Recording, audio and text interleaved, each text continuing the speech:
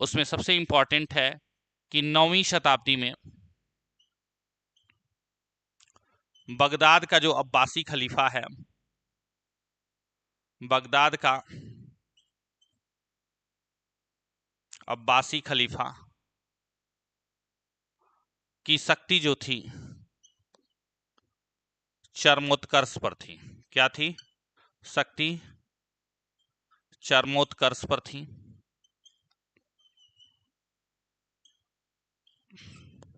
धीरे धीरे केंद्रीय नियंत्रण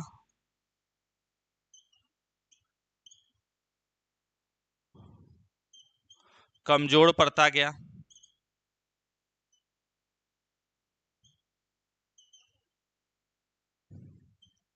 और छोटे छोटे राज्य जो है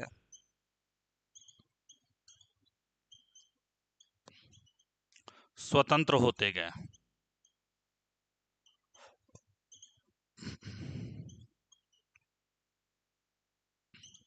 और इन्हें जो है औपचारिक पत्र आब्लिक मंसूर प्रदान कर दिया गया।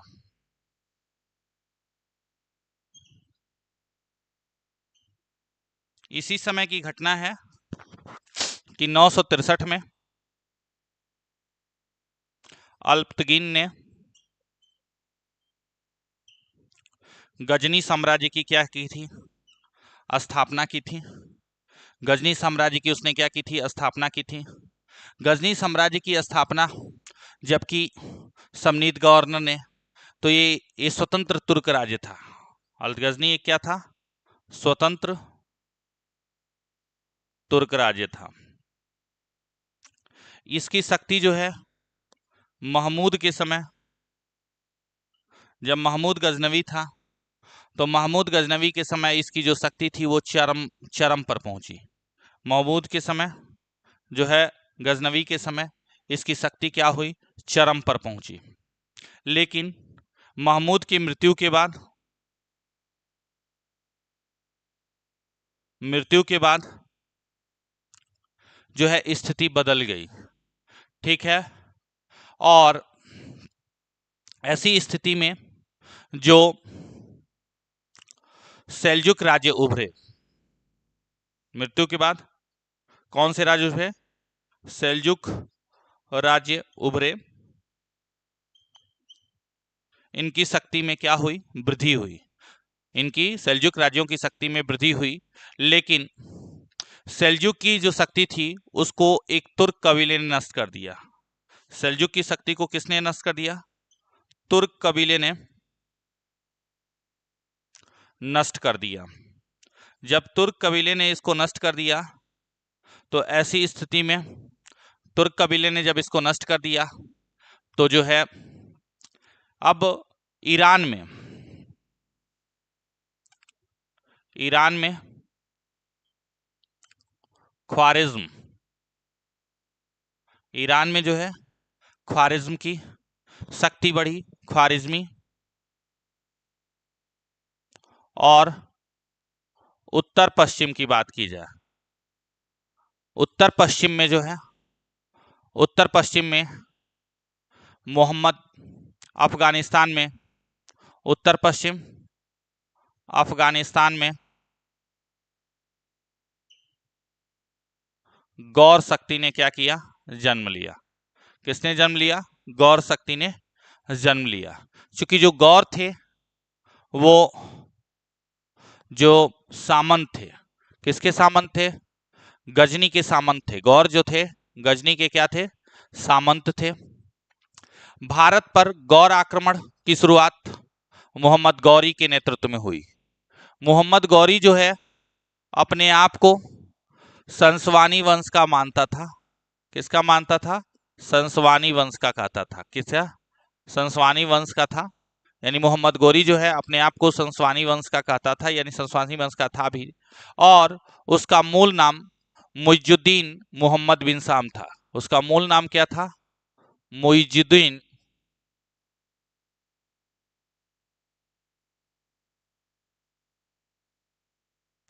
मोहम्मद बिन साम। ठीक है, उसका मूल नाम मुइजुद्दीन मोहम्मद बिन क्या था, साम था। ठीक है, इतनी बातें समझ में आ गई होंगी। तो हमने आपको बताया। अब जो इसके बाद की जो स्थिति है वो ये है कि मोहम्मद गोरी ने जब भारत पर आक्रमण किया तो उसका उद्देश्य कुछ नहीं था, उसका उद्देश्य मात्र एक था। क्या उद्देश्य था? उसका उद्देश्य था भारत में राज्य स्थापित करना। जबकि इसके पहले जो है महमूद गजनवी या अन्य सुबुक्तगीन जिन्होंने भारत पर आक्रमण किए, उनका उद्देश्य केवल और केवल लूटना था, केवल व केवल यहाँ से धन को लूटना था। लेकिन गौरी की जो स्थिति थी यहाँ पर थोड़ी अलग थी। वो भारत में राज्य स्थापित करना चाहता था। इसके अलावा उसने एक और काम किया।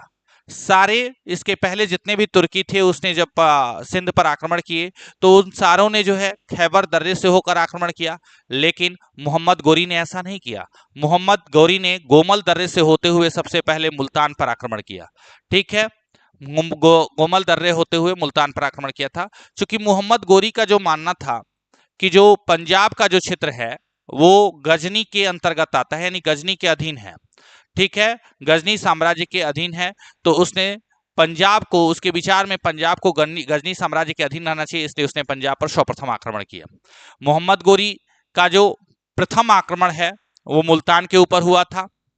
और ये जो आक्रमण हुआ था गोमल दर्रे से हुआ था, यानी वो गोमल दर्रे से होता हुआ मुल्तान पहुंचा था।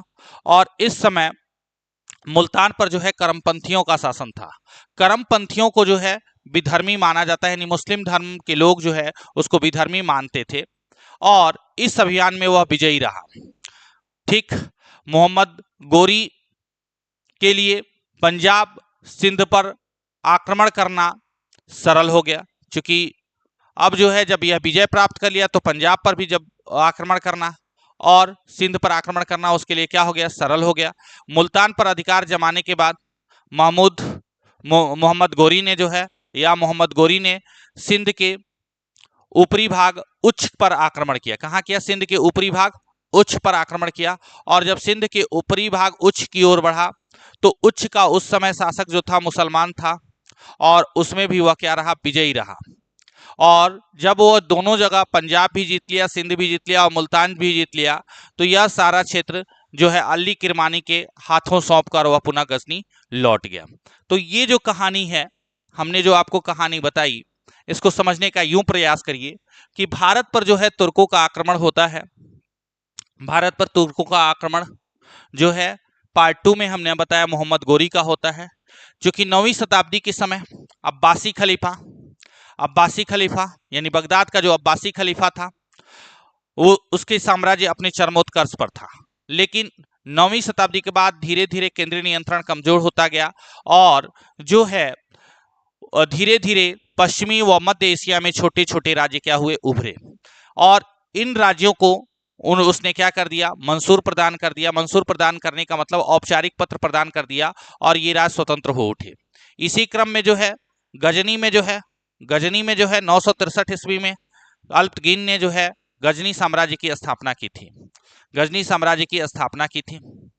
चूंकि इसके बाद जो है सेल्जुकों की शक्ति बढ़ी, 12वीं शताब्दी में सेल्जुकों की शक्ति बढ़ी, लेकिन तुर्क के एक कबीले ने सेल्जुकों की शक्ति को नष्ट कर दिया।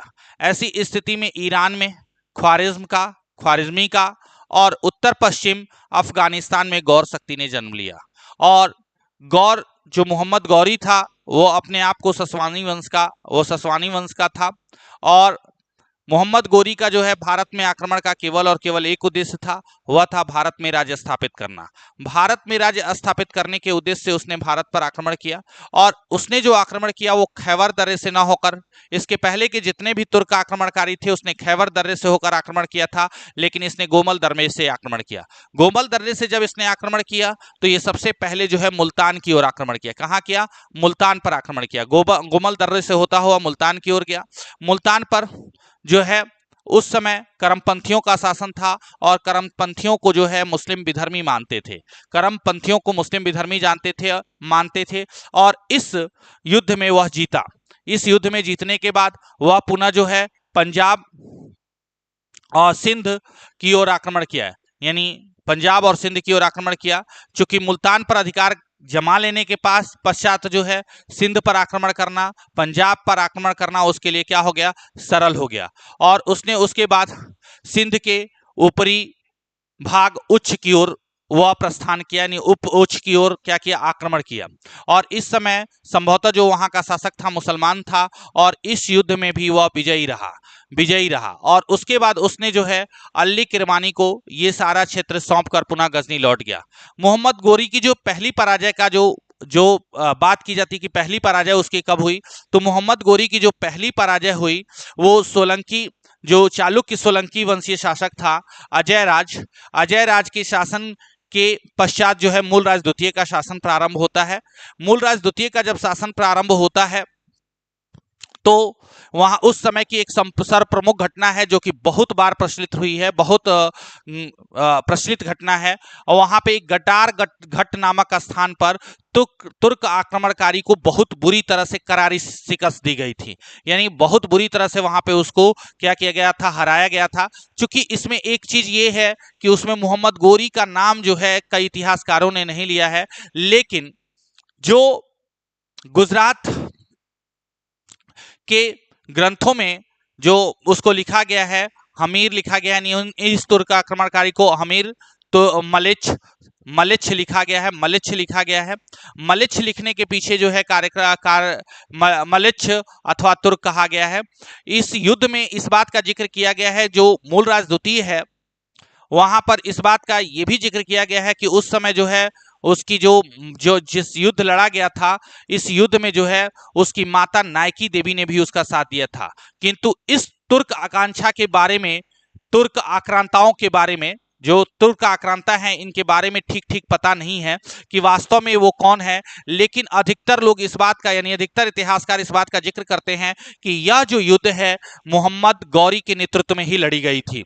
1178 ईस्वी में यह आक्रमण, इतिहासकार बताते हैं कि यह आक्रमण 1178 ईस्वी में हुआ था।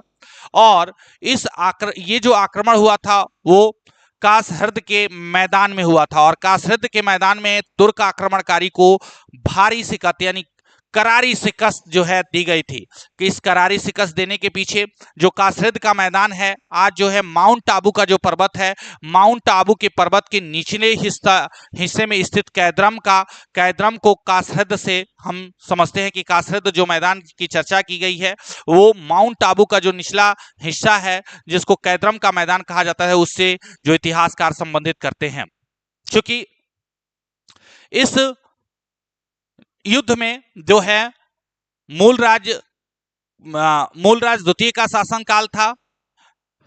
तो इस युद्ध को लेके थोड़ी सी इतिहासकारों में विडंबना है। जो मुस्लिम इतिहासकार वो बताते हैं कि भीम द्वितीय ने इसको करारी शिकस्त प्रदान की थी, जबकि हिंदू इतिहासकार इसको, जो यहाँ के इतिहासकार है वो लिखते हैं मूलराज द्वितीय ने इसको क्या किया था, करारी शिकस्त प्रदान की थी। इसके पीछे कारण क्या है कि जो मूलराज द्वितीय था उसका अंतिम वर्ष था, यानी शासन का अंतिम वर्ष 1178 था। उसके बाद जो है उसका जो भाई है भीम द्वितीय शासन पर बैठा। लेकिन जब वो अपने अंतिम चरण में, अपने जो है शासन के अंतिम चरण में था, तो उसका जो सेनापति था भीम द्वितीय था। उसके बाद जो है वहां का शासक जो है भीम द्वितीय हो जाता है। तो इसको लेके दोनों इतिहासकारों में, मुस्लिम इतिहासकार जो वहां के हैं, ये ईरानी मुस्लिम इतिहासकार हैं वहां में, और इसमें विडंबना आती है, नहीं दोनों में का टकराव उत्पन्न होता है। इस टकराव के पीछे कारण क्या है कि सेनापति जो था भीम द्वितीय था, और भीम द्वितीय के हाथ में ही सेना की कमान थी, और उसने ही जो है तुर्कों को, तुर्क आक्रांतकारियों को जो है बुरी तरह से पराजित किया था। जबकि भारतीय जो है इतिहासकार, जो हिंदू इधर के इतिहासकार है, वो ये बतलाते हैं कि इसको मूलराज द्वितीय ने ही पराजित किया था। तो इसको लेके मूलराज द्वितीय इसलिए है क्योंकि मूलराज द्वितीय का अंतिम वर्ष है, और मूलराज द्वितीय जो है शासक है, लेकिन सेनापति कौन है, सेनापति जो है हमारा भीम द्वितीय है, और यह मोहम्मद गोरी की पहली पराजय थी। इसके बाद दूसरा युद्ध होता है तराइन के मैदान में 1191 में।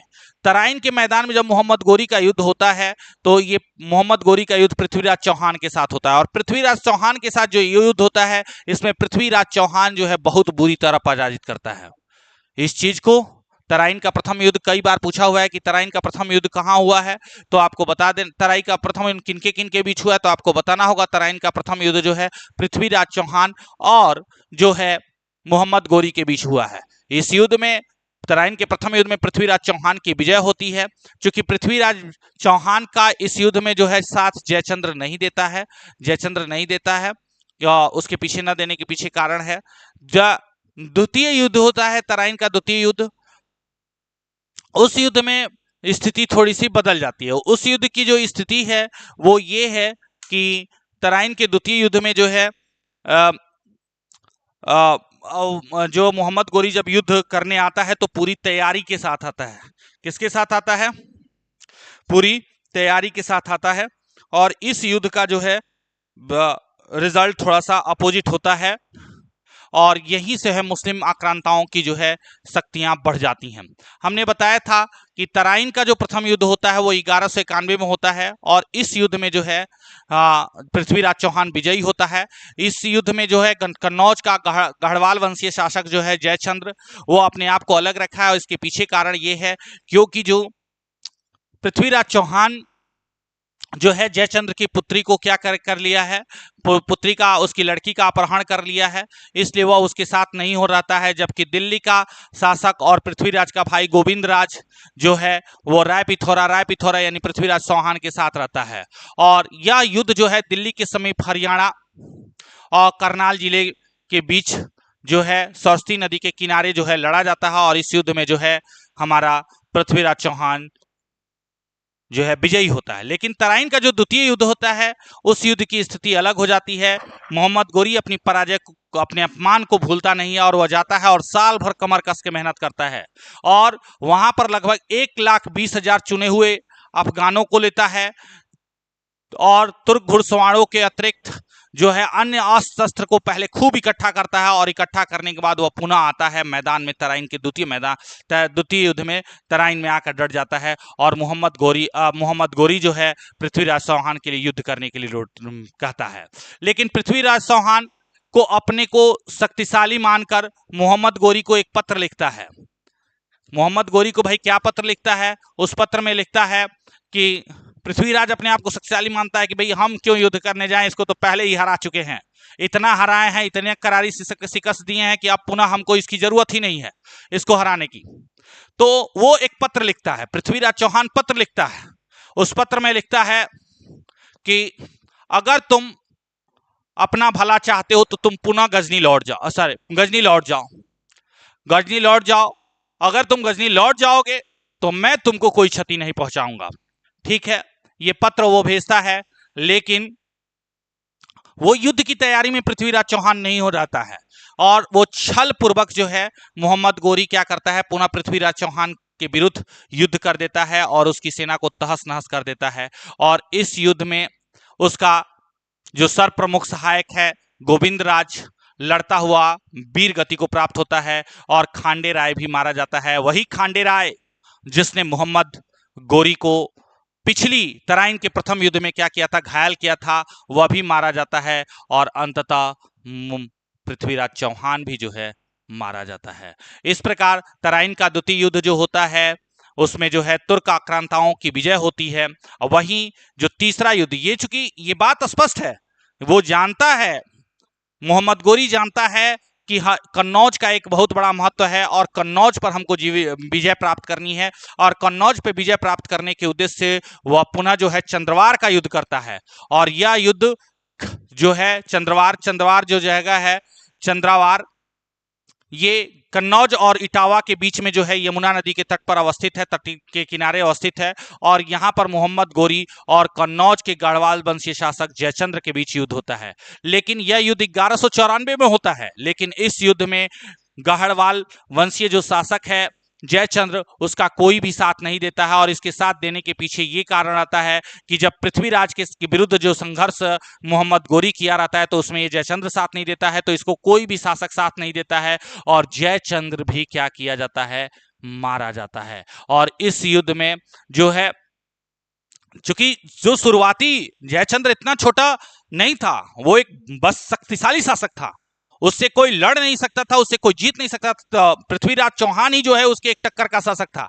जयचंद्र जैसा शासक जो पृथ्वीराज चौहान से कमजोर है, उसका भी पलड़ा पहली जो युद्ध का पहला खेप है उसमें जयचंद्र का पहला पलड़ा जो है बाहरी रहता है। जयचंद्र जो है, लगता है कि जयचंद्र की विजय हो जाएगी। गढ़वाल वंशीय शासक जो जयचंद्र है वो पूरा पहला जो खेप है युद्ध का उसमें पूरा काटता है, मारता है, पीटता है और पूरा के पूरे सेना को तहस नहस कर देता है। लेकिन उसी बीच एक ऐसी घटना होती है, कुतुबुद्दीन ऐबक का तीर जो है, गढ़वाल वंशी जो शासक जयचंद्र है हाथी के ऊपर बैठा हुआ है और उसके आंख में जाकर जो है तीर लग जाता है। और जैसे ही आंख में जाकर तीर लगता है वो जो है हाथी से नीचे की ओर गिर जाता है और उसके बाद जो है उसकी सेना तीतर बितर हो जाती है और जयचंद्र हार जाता है। ऐसा नहीं है कि वो सामान्य था, सामान्य जयचंद्र भी नहीं था, उसके अंदर भी ताकत थी, उससे भी लड़ना असंभव था मोहम्मद गोरी को। लेकिन यही गलती हुई कि कुतुबुद्दीन ऐबक का जो है तीर उसके आंख में लग जाती है और आंख में लगने के बाद वो नीचे गिरता है और वहीं पर जो है चंद्रवार का युद्ध जो है समाप्त होता है, जयचंद्र मारा जाता है। मोहम्मद गोरी इसके बाद जो है पुनः जो है ये जो पूरा एक मोहम्मद गौरी जो है एक सैनिक केंद्र स्थापित करता है और वहीं पर सेना का नेतृत्व जो है अपने गुलाम कुतुबुद्दीन ऐबक के हाथ में दे देता है, कुतुबुद्दीन ऐबक के हाथ में दे देता है।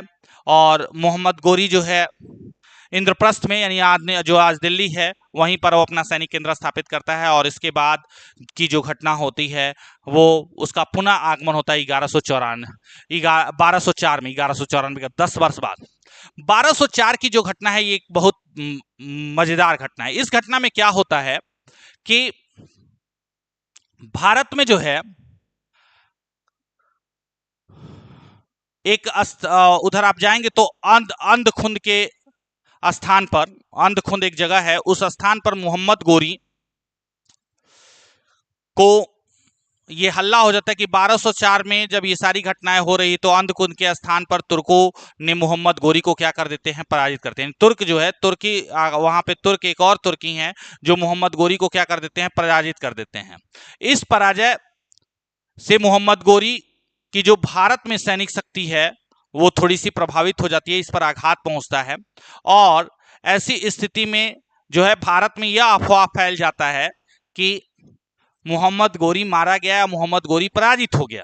ये जब हल्ला होता है तो ऐसी स्थिति में अफवाह जब फैल जाती है तो यह सुनकर जो है खोखर जो है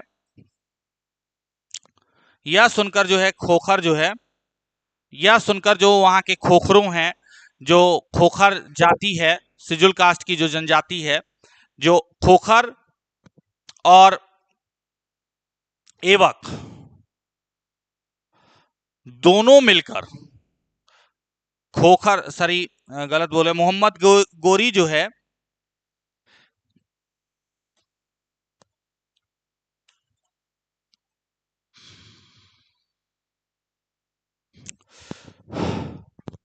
अब यह अफवाह जब फैल जाती है तो यह सुनकर खोखरों ने अपने नेता रायसाल के नेतृत्व में क्या कर देते हैं, मुल्तान में विद्रोह कर देते हैं और वहां का जो उपराज्यपाल है उसको मौत के घाट उतार देते हैं। जब वो मौत के घाट उतारते हैं तो इसके बाद जो है मौत के घाट उतार देते हैं और पंजाब को लूटते हैं। पंजाब और गजनी के जो बीच का मध्य का मार्ग है उसको क्या कर देते हैं, रोक देते हैं। चूंकि ऐबक आता है, उनसे युद्ध लड़ता है खोखरों से, लेकिन वह काबू नहीं पा पाता है उन पर, खोखरों पर काबू नहीं पा पाता है। इसके बाद पुनः मोहम्मद गोरी 1204 में आता है। मोहम्मद गोरी और ऐबक की संयुक्त सेना जो है मिलकर खोखरों के विरुद्ध युद्ध करती है और इस युद्ध में असंख्य खोखरों का वध होता है। बहुत सारे खोखरों को क्या किया जाता है, मारा जाता है।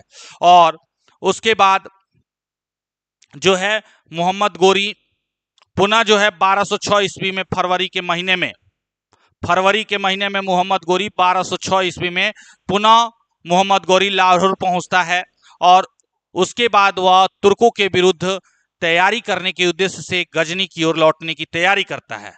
परंतु 15 मार्च 1206 ईस्वी को सिया विद्रोहियों और हिंदू खोखरों ने उसके मार्ग में ही सिंधु नदी के तट पर क्या कर देते हैं, उसकी हत्या कर देते हैं। गौरी के शव को ले जाकर लाहौर में दफनाया जाता है। लाहौर में उसके शव को क्या किया जाता है, दफनाया जाता है। और तब लाहौर के जो तुर्क अधिकारी हैं कुतुबुद्दीन ऐबक को गौरी ने जो जीते हुए प्रदेश हैं, गौरी के जीते हुए प्रदेश को कुतुबुद्दीन ऐबक को दे देते हैं। कुतुबुद्दीन ऐबक से ही एक नए वंश की स्थापना होती है और इस नए वंश का नाम है गुलाम वंश। इस प्रकार यहीं से दिल्ली सल्तनत स्टार्ट होता है और यहाँ पर 5 वंशों ने शासन किया है। गुलाम वंश के बाद खिलजी वंश के बाद तुगलक वंश के बाद सैयद वंश और उसके बाद लोधी वंश। चूंकि अब एक चीज और है, मोहम्मद गोरी के सिक्के के बारे में जानकारी प्राप्त करनी है हमको। जो मोहम्मद गोरी का जो सिक्का है, सिक्के जो भी प्राप्त हुए हैं उस सिक्कों पर जो है शिव के बैल की आकृति और देवनागरी लिपि में पृथ्वीराज लिखा है। यानी निश्चित रूप से जो पृथ्वीराज का सिक्का है उसी को उसने पुनः चलवा दिया है। लेकिन सिक्के के दूसरे तरफ जो है घोड़े की आकृति बनी है और इस घोड़े की आकृति बनने के बाद उस पर मोहम्मद बिन साम लिखा है और उस पर लक्ष्मी की आकृति भी खुदी है। इस प्रकार उसके सिक्कों पर संस्कृत भाषा में लेख भी लिखे गए हैं जो इस बात को प्रदर्शित करते हैं कि मोहम्मद गोरी जो है बहुत कट्टर शासक नहीं रहा है। यानी जैसे महमूद गजनवी कट्टर शासक था उस तरह जो है मोहम्मद गोरी जो है बहुत कट्टर शासक नहीं रहा है। मोहम्मद गोरी के जो सोने के सिक्के मिले हैं वो प्राय 64 ग्राम से लेके 66.5 ग्रेन के मिलते हैं और इन सिक्कों पर लक्ष्मी की आकृति है और देवनागरी लिपि में लिखा है मोहम्मद बिन साम। देवनागरी लिपि में लिखा है मोहम्मद बिन साम। सोने के सिक्के कितने ग्राम के हैं भाई? 64 से 66.5 ग्राम के हैं और इस पर लक्ष्मी की आकृति है और देवनागरी में लिखा है मोहम्मद बिन साम। मिश्रित धातु के सिक्के जो है 43 से लेके 59 ग्राम के हैं और इन सिक्कों के ऊपर लिखा है अल सुल्तान अल आजम मोहम्मद बिन साम या लिखा है अल सुल्तान अल आजम मुजफ्फर दुनिया या दीन लिखा है। और दूसरी ओर चौहान के अश्वारोही या माल लिए हुए अश्वारोहियों की आकृति है। वही तांबे के सिक्कों की बात की जाए तो तांबे के सिक्के 37.5 ग्रेन से लेके 59 ग्रेन के सिक्के मिलते हैं और इस पर के ऊपर लिखा है मुजफ्फर अल दुनिया या खड़ा हुआ सांड या बाईं ओर मोहम्मद बिन साम, निचली ओर अलादीन या अव्वल अंकित है। उल्लेखनीय है कि मोहम्मद गोरी के सिक्के में देवनागरी लिपि का प्रयोग किया गया है। देवी लक्ष्मी की आकृति के पदवी अंकित है पर सिक्कों में न तो तिथि है और न ही किस टकसाल से इस सिक्कों को बनाया गया है उसका जिक्र किया गया है। कन्नौज जब वो कन्नौज जीतता है, कन्नौज के गढ़वाल वंशीय शासक जयचंद्र की ऊपर विजय प्राप्त करता है तो वहां के सोनों के सिक्के के ढंग पर भारतीय चिन्ह लक्ष्मी और देवनागरी लिपि को अपने सिक्कों पर अंकित कराया है। यानी गढ़वाल विजय के अंतराल गढ़वाल जब विजय उसने पाया है तो उसने जो है सोने के सिक्कों को गढ़वाया है और उन सोने के सिक्के पर देवी लक्ष्मी की आकृति और सिक्कों के ऊपर जो है देवनागरी लिपि अंकित कराया है जो इस बात का दर्शाता है कि वह जो है बहुत कट्टर नहीं है। दोनों में अंतर है। महमूद गजनवी एक कट्टर शासक था जिसका उद्देश्य केवल भारत में क्या करना था, लूटना था, धन प्राप्त करना था। लेकिन मोहम्मद गोरी का उद्देश्य केवल धन लूटना नहीं बल्कि भारत में साम्राज्य स्थापित करना था। और मोहम्मद गोरी एक ऐसा शासक हुआ जिसने भारत में एक ऐसे साम्राज्य को स्थापित कर गया जो कई वर्षों आज कम से कम 700 से 800 वर्षों तक चले। तो इसके बारे में हम आगे चर्चा करेंगे। और इस प्रकार भारत की वो जो है आर्थिक राजनीतिक कुशलता के कारण यानी जो राजनीतिक कुशल होने के कारण मोहम्मद गोरी भारत में राजनीतिक जो स्थिति थी उसकी दशा से लाभ उठाते हुए भारत में मुस्लिम साम्राज्य को स्थापित करने का निर्णय लिया और मुस्लिम साम्राज्य स्थापित किया। जय हिंद, जय भारत।